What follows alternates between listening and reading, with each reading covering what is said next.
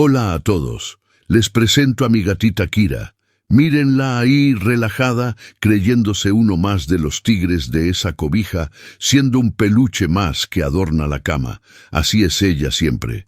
De hecho, dudo que ella sepa que es un gato. Para mí que ella cree que es un peluche que maulla. No es capaz de salirse por una venta. Sí, amigos, así como lo oyen. Ella no se vuela, y eso que yo ya le he explicado, y ella simplemente se queda mirándome, esperando emocionada que le abra la puerta para salir.